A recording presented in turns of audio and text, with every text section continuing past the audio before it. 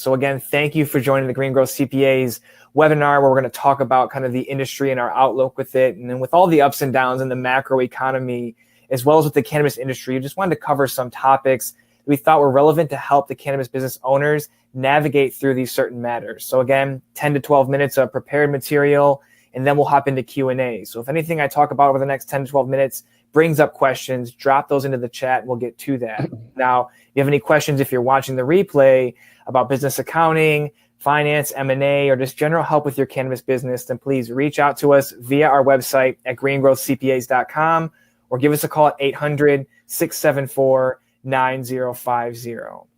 Now, before we get started, I need to let you know that the information contained in this presentation is meant for guidance purposes only and not meant as professional legal or tax advice. And further, it does not give any personalized legal, tax, investment, or any business advice in general. So with that out of the way, let's hop into the opening of the presentation here. So I want to focus on three main pillars that we've seen big developments in this past month. So those are going to be licensing, court cases, and finance and M&A. So first with licensing, all right, COVID, it's big. We're seeing this happen. Everyone's being impacted with it. There's a stay-at-home happening, which is causing a significant slowdown in spending and travel, which means that a second-order consequence of that is that there's less revenue for cities and for states, things like sales tax and all those kinds of things, right? Other types of taxes. So some cities and states are looking towards moving to solve this budget deficit by pivoting from exclusive licensing and having caps to unlimited licensing. So you may have seen a few weeks ago, we sent out an email. The Missouri House has approved a bill that would remove the cap on all medical cannabis business licenses throughout the state and essentially allow anybody that meets those business requirements to secure a license as long as they meet the minimum requirements. They said they did this because they wanted to avoid monopolies, which I'm sure is a good reason, and it is a great reason. But I'm sure they also did this to attract more businesses and more revenue into the state. It's a very, very good thing if you want to be a multi-state operator or an MSO. Having a footprint in Missouri could be helpful. We also saw Riverside, California move to unlimited retail licensing. I'm not sure when that specifically opens up, but there was an email that went out. So this is happening, and I expect, and we expect this to be kind of a cascading effect throughout all of California, right? It's not... can't run without tax revenue for only so long. So aside from that, what does this mean for the people that are trying to sell licenses or trying to make bank off licenses? As we said before, licenses are only going to drop in their price and their value because the inventory of licenses, if they can and they will increase, that's going to drop the prices down. So what you need to focus on is and licenses are going to go up in in the number of them. The inventory will increase because, as you saw, a positive signal of this is that cannabis was given the essential status in most jurisdictions. And yes, there are outliers that will say, okay, it's not like that in this city or that city. But for the general most part, cannabis is essential, and more cities are warming up to it. But don't bank on making bank in selling a license. Businesses that are cash flowing, that are drawing in, are the things that are going to draw in those high prices. So, make sure you're focused on building a business. It's not just, we built this facility that's licensed and it has zero revenue. What's the point? Real estate is also a good place to invest right now when it comes to cannabis. If you've watched, anything with McDonald's, right? If you don't own the land, you don't own the business type of thing. And these businesses, and all businesses, cannabis businesses and anything else, they need to pay their rent or their mortgage before they take profit. So also deals that are paired with businesses and real estate, really good moves right now. Well, the second thing I want to cover is court cases. So two things here. Earlier this month, you saw a new tax court ruling come out with the Richmond patient group versus the commissioner. Pretty much it was a dispensary in California, a pretty sophisticated operation, or relatively sophisticated for the time, 2009 to 2016. I'm not sure if they're still open, but the case was addressing. At any rate, they pretty much were stuffing all their SG&A expenses into cost of goods sold. This put off a big red flag. IRS came in. Now, the major developments from this case and how it shook out is that the IRS and the tax courts have now taken a hard stance to what they consider dispensaries are now resellers and not producers if they only buy bulk product and break it down, like buying bulk flour, putting into smaller things, or buying bulk cartridges and repackaging them.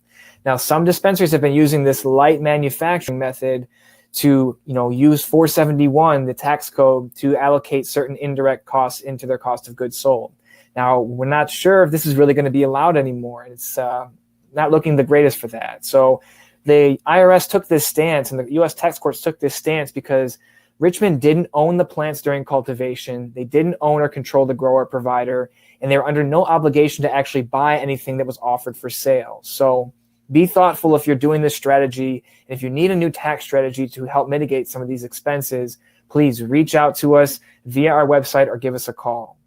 Now, the second thing I want to talk about is the Weedmaps subpoena. You may have not seen this or heard of this. It came out during our last live stream, and kind of didn't have time to digest it before we went live. And we didn't really know the impact, and we still don't know the full impact. But from rumblings in the industry and even outsiders, people looking in, it looks like the government may be building a RICO case against Weedmaps and its conspirators. RICO is the racketeering and corrupt organizations. Okay, so this is something big, right? This subpoena is wide ranging, and it shows that the Justice Department is not going to allow the cannabis industry to go and be unpoliced. Yes, it's legal at the state, but the federal level, it's still illegal. Now, 100 cannabis businesses and individuals were identified in this, and the things they were looking for, pretty much it's a fishing expedition. They looked for annual financial statements, tax returns, bank account information for Weedmaps, all communications with any person engaged in commercial cannabis activity, details on Weedmaps and how they facilitate the delivery services, any transfer of value between Weedmaps and government officials, any and all documents related to the 40 companies in that subpoena, in all communications with their investors and other prospective investors. Now, that's just a small sample of the information. But it's an indicator that any company or individual that's done business with Weedmaps could be under the microscope of federal prosecutors. So keep an eye out on how this case progresses. It could go a million different ways. Not sure how it's going to shake out. Now, third, and the last aspect I want to start and kick off with here is Cannabis. Okay, companies are going belly up right now. An article came out a few weeks ago where the Tilray CEO said expect a dozen or more cannabis businesses to file for bankruptcy in Canada. Not even 2 weeks later, Green Growth Brands, which is not us, they filed for bankruptcy, okay? They defaulted on a $45 million loan. That loan was at 15% interest rate, and that was earlier this month.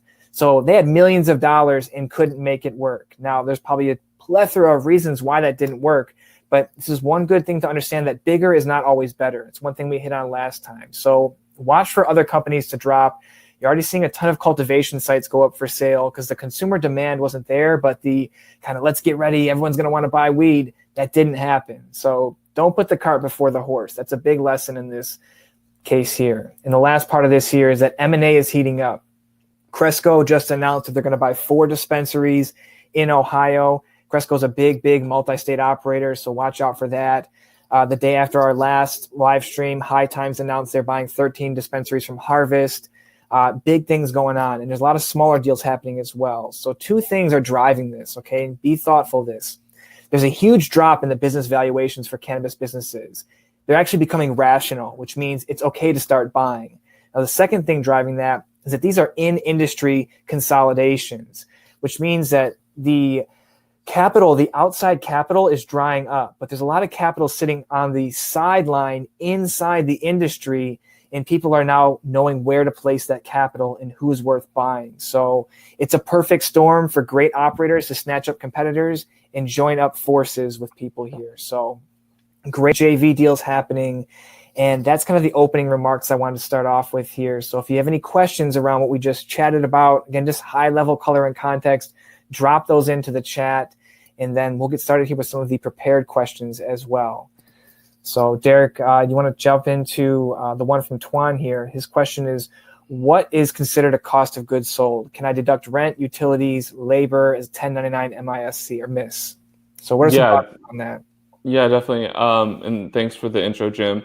Cost of goods sold is heavily related based on your business activity. So it depends on where you fall in the supply chain will generally dictate what you can and cannot deduct. For example, electricity that powers a dispensary, you may be able to deduct a small portion that relates to the storage room, but largely it's the electricity is powering the showroom or the room that you sell the cannabis. So that's oftentimes not considered tax deductible. Conversely, if you have a large grow house, then you'll be able to deduct a large percent of your electricity bill, something north of 90% oftentimes.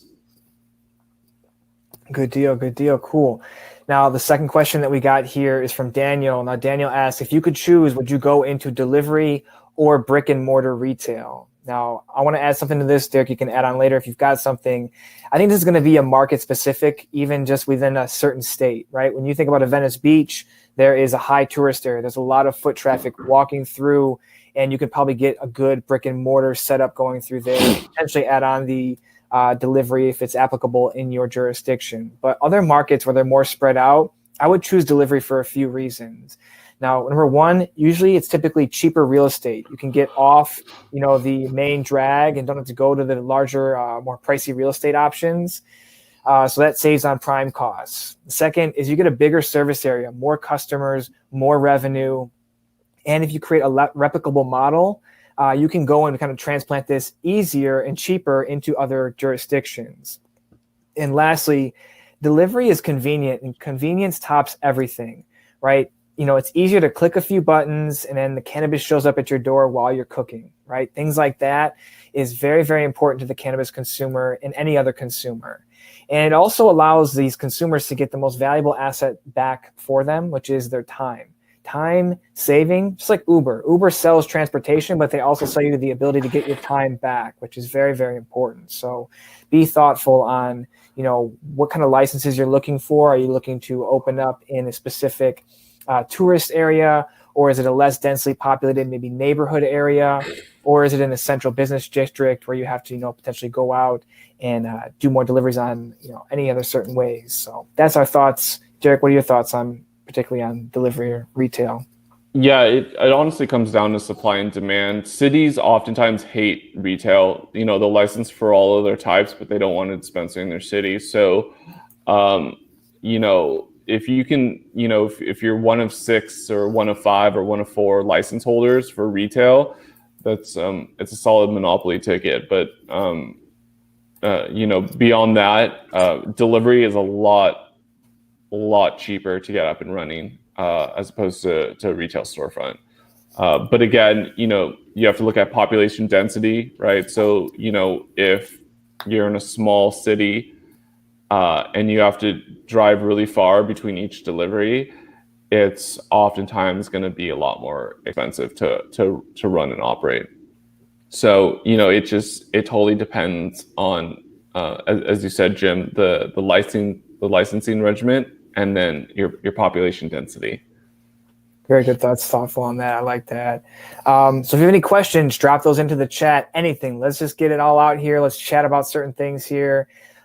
Derek, we kind of saw this stuff with Oklahoma developing with these out-of-state patient recommendations. What are your thoughts around that? What do you think that could do for the industry and kind of move things forward? Yeah, I mean, unfortunately, as of today, so May 27th, the governor vetoed the bill, but they're going to try to get it overturned.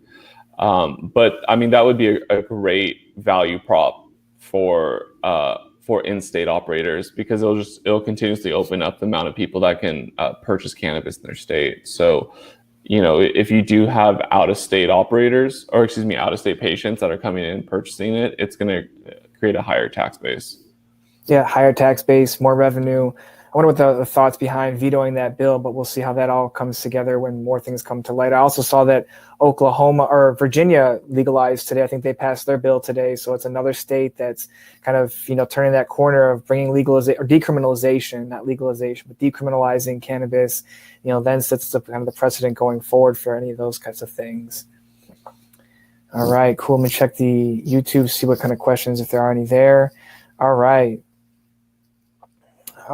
So Callie asks, what category would I use to just be an investor in the weed business for an LLC? So I guess kind of what's your line of business? You have any thoughts on that, Derek? Yeah, so there's a bunch of different considerations. What state are you operating in? Are you investing personally? Are you investing through like an investment vehicle? How's the LLC taxed? LLCs can be taxed as C corps, S corps, partnerships. Oftentimes, if you were just to directly invest as an individual into a LLC, you'd oftentimes be considered one of the members. That's obviously just a very blanket answer. Check with the attorney that you're using to draft the operating agreement, and make sure that you know what you're responsible for, and conversely, what are you also liable for? Because oftentimes people don't remember that once you invest in the company, you become an owner, and if the company does anything potentially illegal, you may be on the hook for that. Gotcha. That's good considerations there. And we got another one on YouTube here. How much to just get a license to grow? He lives in California. This is for Alma. So cannabis grow operations can be very, very costly, or they can be very, very budget, depending on the local city that you're in and the scale that you want to get at. So you wrote a follow-up comment here that your town currently has 5 dispensaries. They can buy cannabis from throughout the entire state, at least in California. Distributors can go pretty much anywhere. So what you may want to look for is going out to a city that's very, very open to cannabis businesses, that is made more remote. With cultivation operations, you can go into the more remote parts, Cathedral City, Riverside, things that have cheaper real estate costs, cheaper electricity costs. You don't want to grow cannabis in downtown LA. I know it's cool and sexy to have LA cannabis, but you can pretty much claim that anywhere in Southern California. So again, back to the cost of that, licensing costs are going to be anywhere from $5 to $25K. They take another 10 to 15 to prepare the application, build out, another couple $100,000 on top of that. So we're at $300K, $250, and then operating capital. The big thing about what we're seeing businesses right now in COVID, any businesses, is that they didn't have an emergency fund. Right? You need to have enough money for 6 to 8 months with no revenue, especially when you're starting out your business, because you may not be able to turn in, especially with cultivation. You may have a very bad crop if you don't know what you're doing in your new space. Maybe the AC goes off one night or one day and just kills the crop, or it just damages the crop, or you don't get enough yield. So that's something to be thoughtful of. So I would say maybe all in like $500,000 to $700,000, but it could go up significantly from there depending on the lights that you use, the rent, or the type of building that you get. You could scale up to $5-10 million. So be very thoughtful on that. You're in Woodlake, okay, smaller population.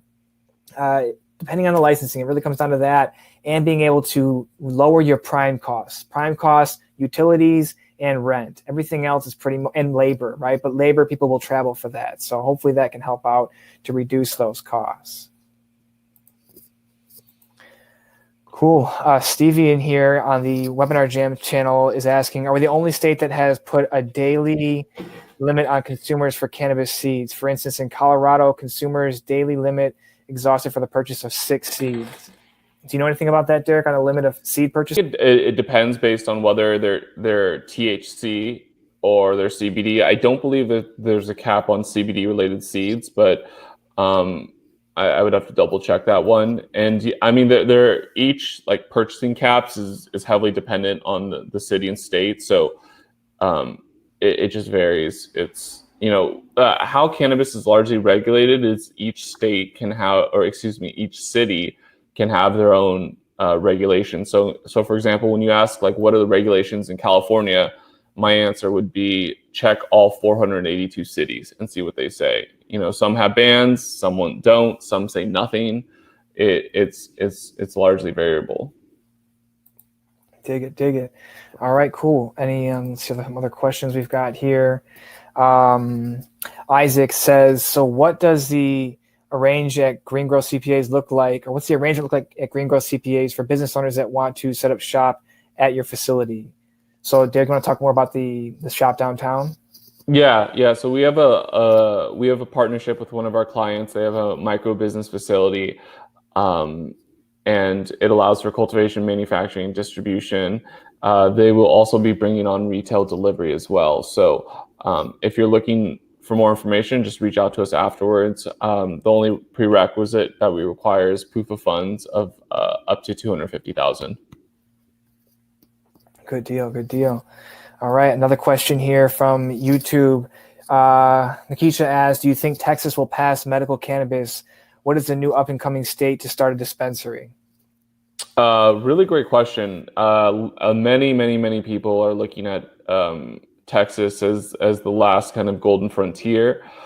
Um, we hope within the next 2 years, but it's almost near impossible to say. But Texas is pretty much the last great kind of open market, at least in our eyes. But again, it also depends on how they license it. If they're only giving out 10 licenses for an entire state, then it's largely going to be the wealth will be concentrated amongst very few companies, and no one else will be able to participate in that.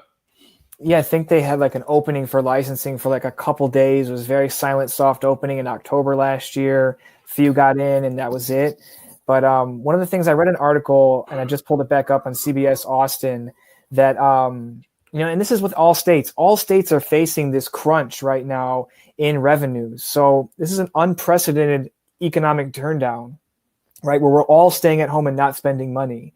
So, you might see people that actually are states and cities that were like, we're not really into this cannabis thing, say, all right, well, I heard there's money in this. Can we kind of get some of that cannabis in here? Because if you don't know this, 2/3 of the cities in California do not allow cannabis licenses. So you could start to see a turn either to unlimited licensing or at least opening up for some type of licensing for cannabis. And I think, again, as Derek said, echoing, cannabis in Texas is like one of the last frontiers for that.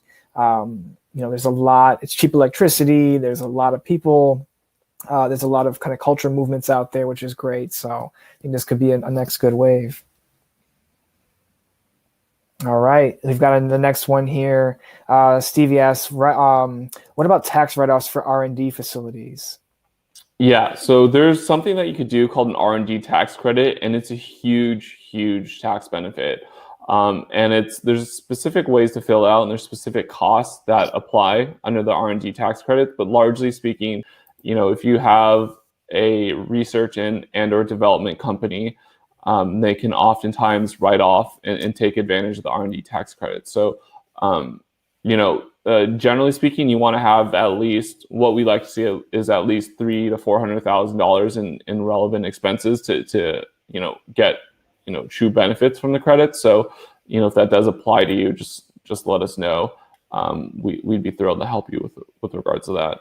I just dropped a link to a video we made about R&D tax credits. I'll put it in the YouTube as well, and check that out. It's 280E can be kind of a pester with that, right? The first line says no, credits or deductions can be allowed, and so you've got to do a good amount of accounting to make sure that this doesn't impact your business in a negative way. So next question here: is a cannabis testing lab in California a good investment? What are your thoughts around that, Derek? I got some thoughts, but I want to hear what you think. You go first. Yeah, I think that cannabis testing labs are one of the best investments right now, because if cannabis wants to enter into the market, it has to be tested, which means they have to get paid before the cannabis is even sold. And they might get tested multiple times, right? If it goes through remediation, it has to get tested again. And it's kind of like a recurring revenue. You can build up a book of business.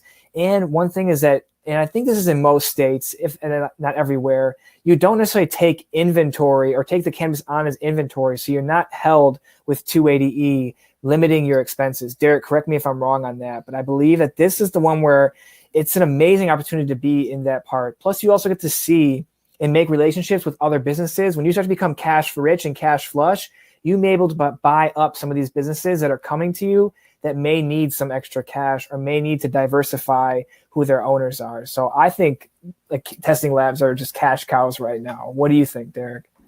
Yeah, I think testing labs, it's like necessary evil. You have to get your product tested, and many would argue that testing is not subject to 280E because they technically don't purchase the inventory. They just perform tests for compliance to ensure that it has what they're reporting is being then packaged on the labels.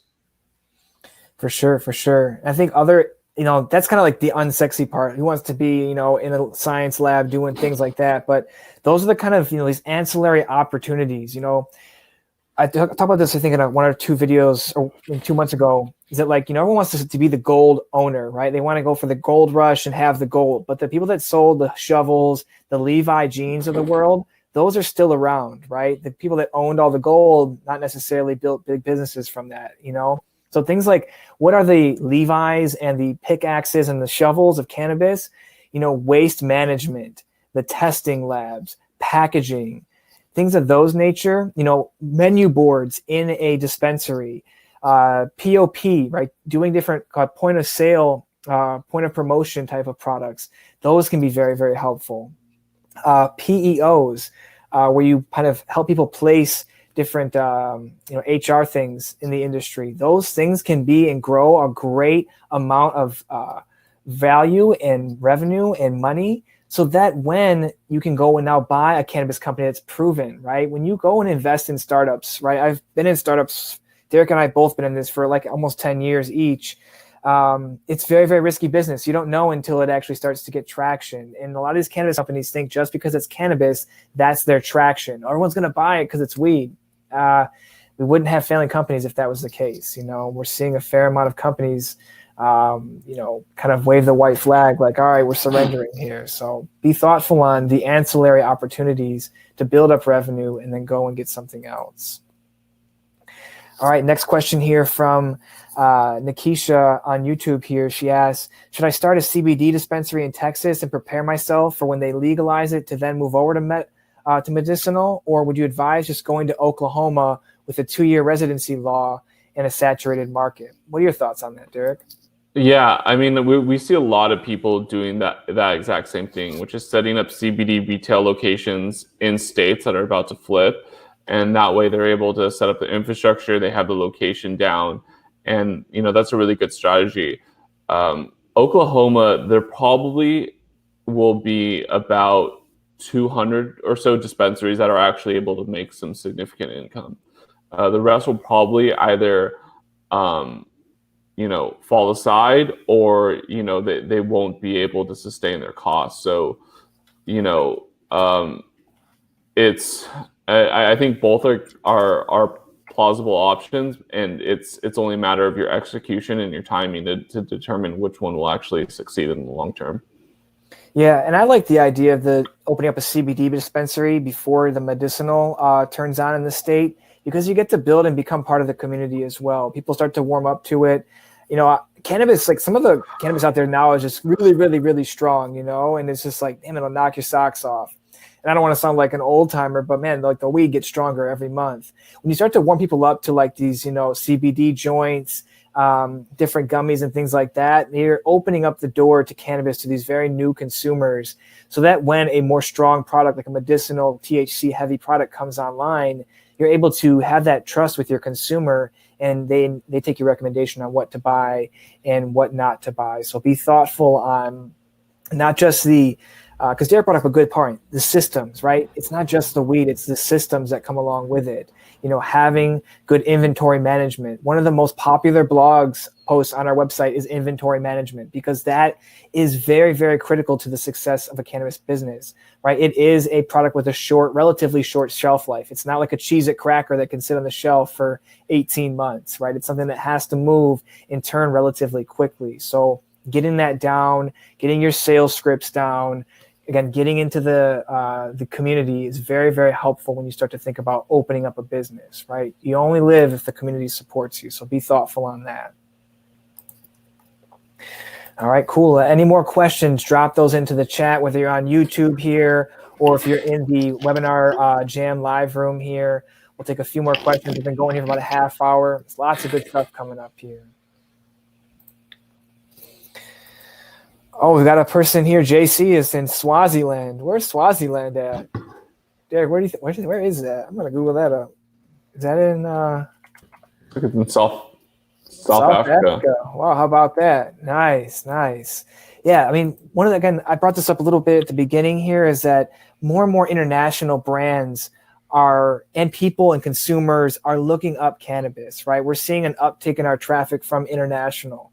Now, if you're if you're outside of the United States and watching this, one of the big things is if you can't place capital or start a cannabis business in your country, is to start a brand through white labeling in the States, right? And work with a distributor to get your brand into retail locations. We're realizing that you have some great ideas, even underground brands that are in other countries.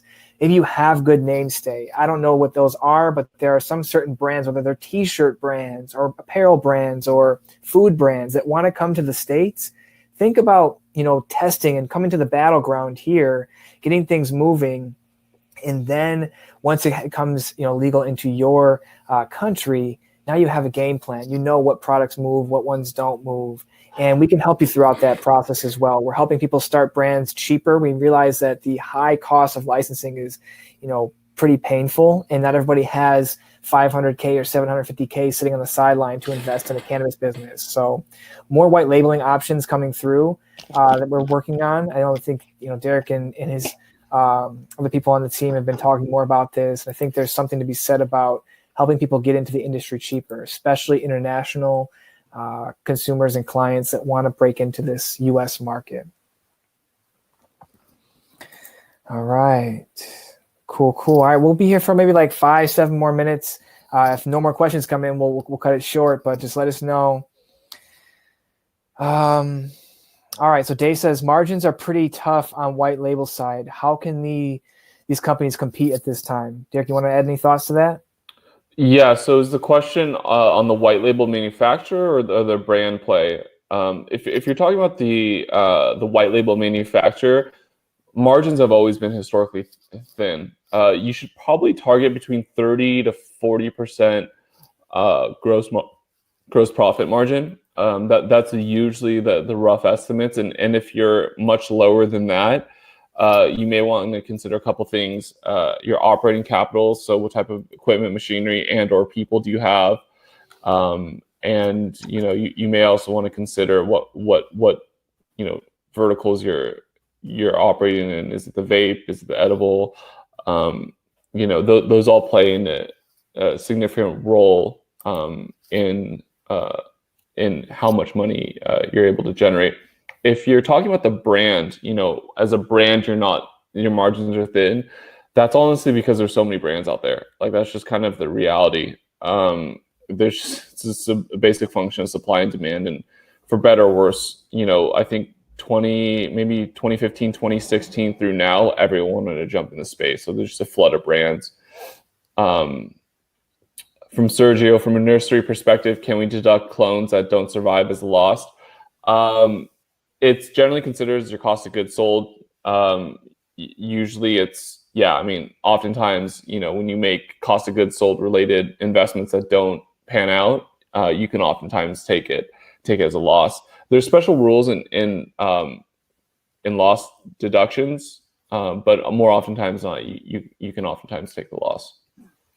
Great question. Yeah, the nursery businesses, I think one of the best ones to get to look at. It's like, not everybody looks at this one. They want to get that final product, but everybody needs clones. Everybody needs their seeds. So think about that right there. All right, we'll do a few more minutes here. We got a fair amount of people on YouTube here. A lot of people into the webinar jam. Is great. It's good to do this. Hopefully this is helpful. Let us know, do you guys find these live streams helpful? Kind of the industry updates, things of that nature.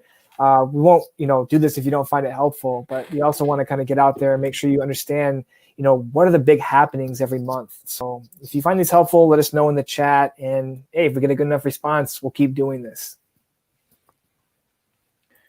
Cool. Do one more minute here. Get your last question. Okay, JC says, how do I file my taxes as an independent consultant working internationally in cannabis when I have an LLC in Delaware? Yeah, so you'll want to file, obviously, all your LLC paperwork.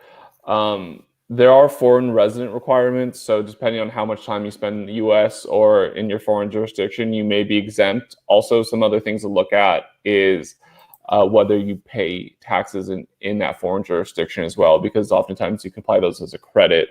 But just a quick reminder, anyone who's a U.S. citizen, you have to pay income tax. And even for those that aren't U.S. citizens, you oftentimes, if you're generating revenues from your U.S.-based activities, you'll have to pay income tax on that. So, if you're asking what forms you want to file, specifically as an independent contractor, it oftentimes will go under Schedule C. Good deal. Michael Chun asks, is there any new developments regarding 280? 280, well, I don't know 280A, but 280E. But yeah, there hasn't been any big changes or updates on our side. It's with the exception of the tax court ruling that Jim had referenced, that's probably the latest updates that we have on our side.